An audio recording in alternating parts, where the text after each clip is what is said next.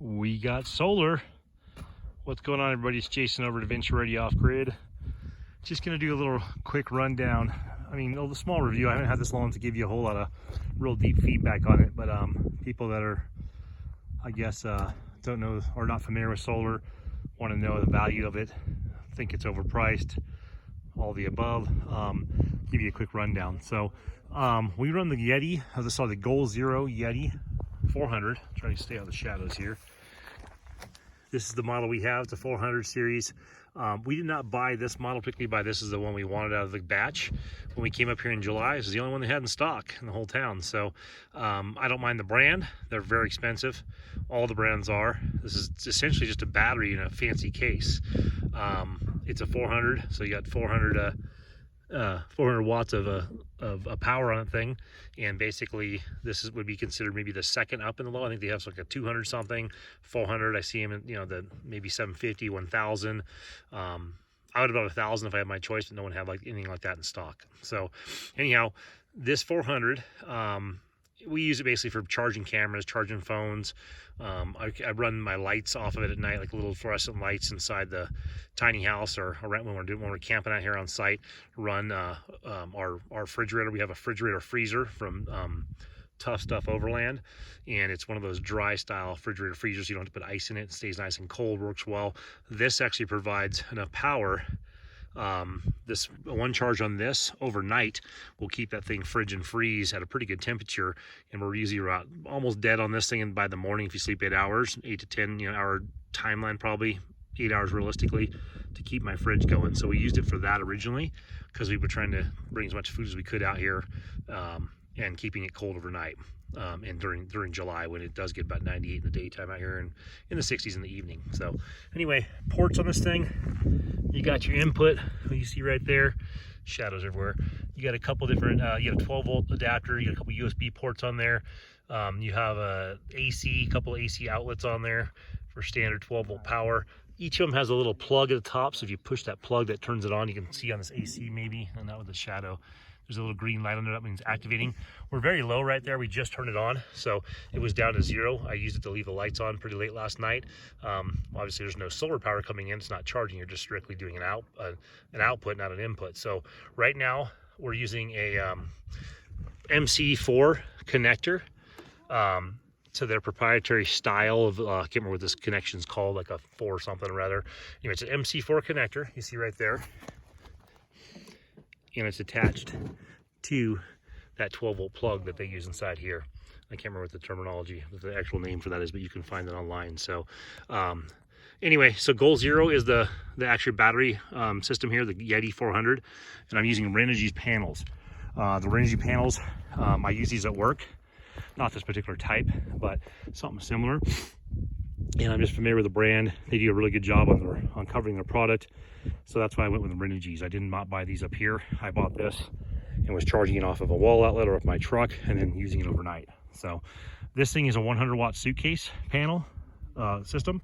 So it comes in a little suitcase. You fold it in half. Has a really nice little carrying case for it. It is kind of silly that it folds back on itself and leaves the glass portion, the more delicate portion, as the exterior. You have a nice padded case, but I don't know whoever made that little note to you guys, fold it in on itself and make it to where the back is the outside part of the suitcase, even with the padding on, so you just have that extra line of defense. So what I'm saying is, from right here, this thing folds in half right here, and these hinges, see right here, these hinges, and so it folds in itself, has some nice clips on here, has these legs that adjust. So everything about it is actually really awesome. I just think it's weird that you fold it to where now your exterior is the photovoltaic panels instead of having it be the back. They have it fold on itself this way as opposed to that way. So just a little gripe. But anyway, no problems so far. It's very resilient. The pad that comes with it, or the case, is kind of like a, I don't know, it's like almost injection molding, kind of like little, like I'm not sure what it's made out of, but it's a nice little case. Wraps around this and has an integrated handle that's already built into this product right here. So this handle is just part of it, and that's how you use the handle to carry it around. So it's very convenient. This is a 100-watt panel. You'll see right here, we're producing 62 watts of actual input in here, so we're not getting 100 watts. Most solar panels are not going to be 100% efficiency. I mean, solar came out in the 40s and it was like 4.2% efficient, and up to like 20% efficient up to about 10 years ago.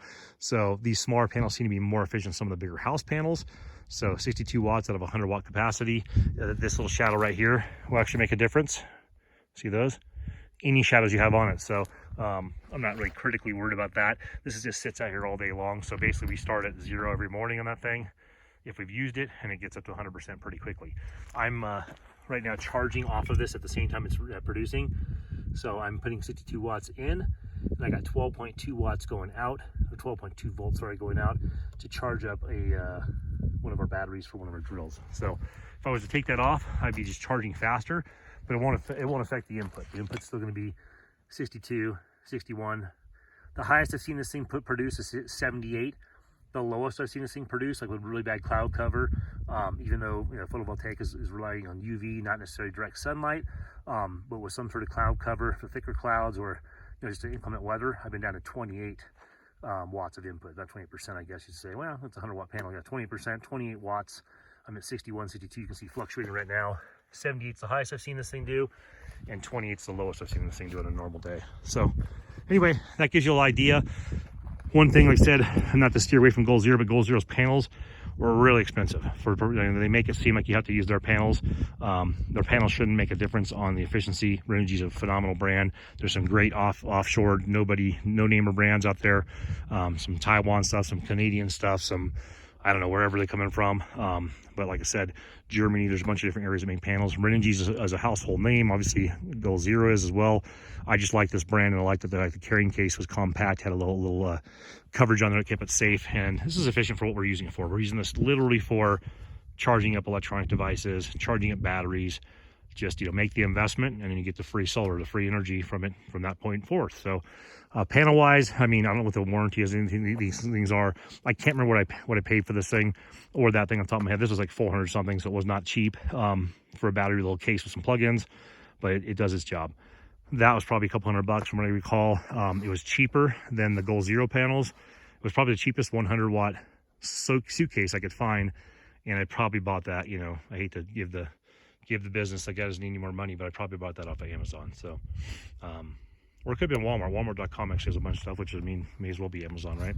But anyway, so the 100 watt suitcase, they have a 200 also, but the 100 watt suitcase, the 400 Yeti, great for day-to-day stuff. If you have one of those fridges like I'm talking about, the fridge freezer, I don't have it here to show you, this will hold it for about 6 to 8 hours, depending on how gnarly you got your temperature up. You got your temperature up to like full sub-freezing, you use more energy, it's all relative. So for us, in a 60-degree night, to keep our stuff cold and a little bit of frozen food in there, you get 6 to 8 hours off of this at a full charge.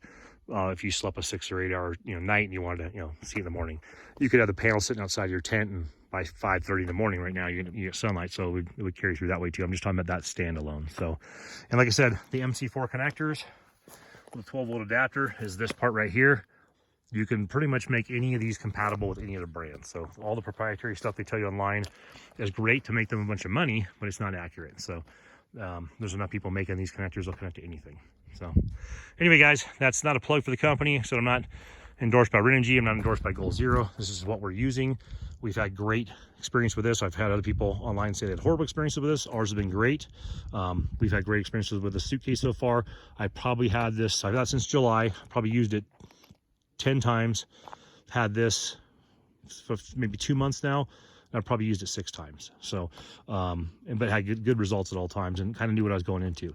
When it says 61 watts, 61% based off a 100 watt panel, I'm not disappointed in that. I know how solar works. It's not going to be, a 100 watt panel is not going to put 120 watts of solar. So 61, 78 on a real scorching day with great sunlight and no shade from that tiny little thing there, it's okay. But yeah, so just get you an idea. This is what we're using, and like I said, this is not what we're using for our house. We're going to go with some Canadian branded stuff that's local to here. Talked to a solar guy down the street from us already. He's got real good knowledge, and he has great prices, about $1 a watt. So we're going to end up doing about a 3,500 to 4,000 watt system on this house.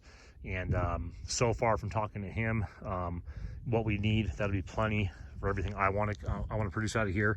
And if we need more, we'll add more batteries, more panels. It's that simple.